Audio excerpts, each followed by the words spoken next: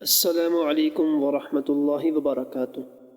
طہارت یعنی وضو اور غسل کی فضیلت اور ثواب کا بیان۔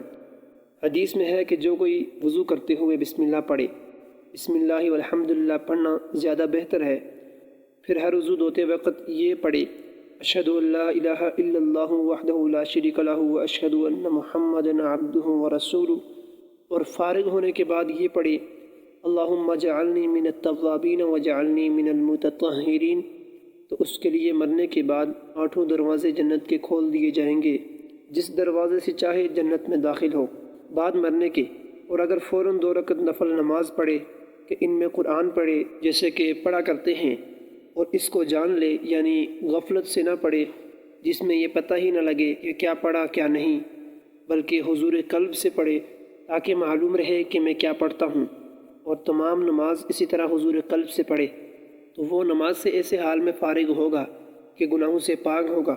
مثل اس دن کے جس دن اس کو اس کی ماں نے جنا تھا، بس اس سے کہا جائے گا کہ نئے سرے سے عمل کرو،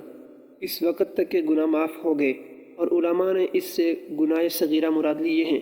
اور دوبارہ عمل کرنے کے لیے کہنا کیسے معلوم ہوگا؟ اس کی یہ صورت ہے کہ اس حدیث میں حضور صلی اللہ علیہ وسلم کے فرما دینے سے معلوم ہو گیا، اور اس قدر کہہ دینا مسرت حاصل ہونے اور عمل کرنے کے لیے کافی ہے۔ حدیث میں ہے کہ اس شخص کا وضو کامل نہیں ہوتا جو مجھ پر درود نہ پڑھے، اور دوسری حدیث میں درود پڑھنے کا وقت وضو کے بعد آیا ہے۔ حدیث میں ہے کہ جو مسلمان وضو کرتا ہے پس منہ دھوتا ہے تو اس کے چہرے سے ہر گناہ دور ہو جاتا ہے جس کی طرف اس کی آنکھوں نے دیکھا تھا پانی کے ساتھ، یا یہ فرمایا آخری قطرے پانی کے ساتھ۔ پھر جب دونوں ہاتھ کونیوں تک دھوتا ہے تو اس کے دونوں ہاتھ کے گناہ دور ہو جاتے ہیں جن کو ہاتھ سے کیا تھا پانی کے ساتھ، یا یہ فرمایا کہ آخری قطرے پانی کے ساتھ۔ پھر جب دونوں پیر دھوتا ہے تو وہ تمام گناہ دور ہو جاتے ہیں جن کو پیروں سے کیا تھا، یہاں تک کہ گناہوں سے صاف ہو جاتا ہے۔ ان گناہوں سے مراد صغیرہ گناہ ہیں جیسا کہ علماء نے فرمایا، اور آنکھ کا گناہ جیسے کسی کو بری نظر سے دیکھنا، اور ہاتھ کا گناہ مثلاً کسی کو بری نیت سے ہاتھ لگانا، اور پیروں کا گناہ مثلاً بری نیت سے کہیں جانا۔ خوب اچھی طرح وضو کیا کرو، اس قدر فضیلت و بزرگی وضو کی ہے، اس کی قدر کرو۔ حضرت انس رضی اللہ تعالیٰ عنہ یہ بڑے درجے کے صحابی ہیں، اور 10 برس تک حضور صلی اللہ علیہ وآلہ وسلم کی خدمت کی۔ ان سے ایک طویل حدیث میں وارد ہے کہ فرمایا جناب رسول اللہ صلی اللہ علیہ وسلم نے، اے انس مبالغہ کر غسل میں جنابت سے،